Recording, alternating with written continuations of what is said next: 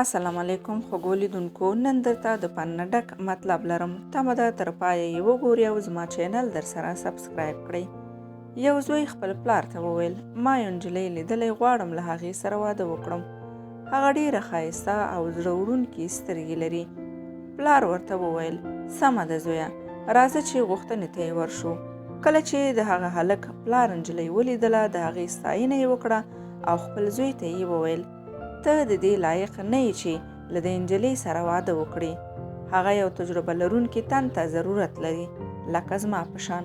زوی د پلار له دې خبرو حیران شو او وویل: هغه له ما سره واده کوي، نه له تاسو سره. هغوی چې په خپل منځ په لانجه شو، ان تر دې چې پریکړه یې وکړه تر څو د پولیسو حوزې ته ورشي، تر څو یې ستونزه حل شي. کله چې دوی خپله ټوله کیسه د پولیسو مامور ته وکړه، هماغه وویل: هغه نجلۍ راولئ چې زه ترې وپوښتم چې د هغه نظر کوم ډول دی.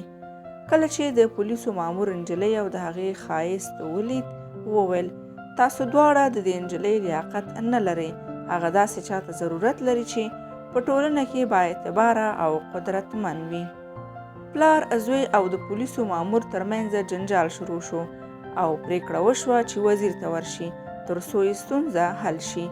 نو همدا و چې لاړل وزیر ته. کله چې وزیر نجلۍ ولیدله، وویل: هغه د دې لیاقت لري چې زما غوندې د یو وزیر سړي سره واده وکړي. د ښار بادشاه له دې لانجې خبر شو او خپل مامورین یې ولېږل تر څو هغوی د بادشاه حضور ته حاضر کړي، تر څو یې مشکل حل کړي. خو چې څنګه بادشاه نجلۍ ولیدله، ویې ویل: زه له دې نجلۍ سره واده کوم. 5 واړو ترمنځ توندې خبرې پیل شوې، تر دې چې نجلۍ یې وویل: زه د حل یوه لاره لرم. زه منډه کوم، هر چا چې زه تر ټولو وړاندې ونیولم نو واده به له هماغه سره کوم. کله چې نجلۍ په منډو شروع کړه، زوی، پلار، د پولیسو مامور، وزیر او بادشاه هم د هغې د نیولو لپاره په منډو شو، چې ناڅاپه 5 واړه په یوه ژوره ساه کې ولوېدل. نجلۍ د ساه له سره غږ کړ: آیا پوهېږئ زه څوک یم؟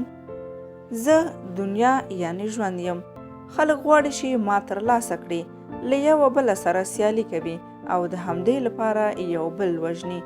هغوی خپل دین، مذهب او انسانیت هیروي، خو چې کله یې پښې د قبر خواته وښکل شي نو بیا خالی لاس وي. نو درنو لیدونکو، چې هر څومره د دنیا د ترلاسه کولو کوشش وکړو، خو آخري انجام مو خاورې یعنی قبر دی.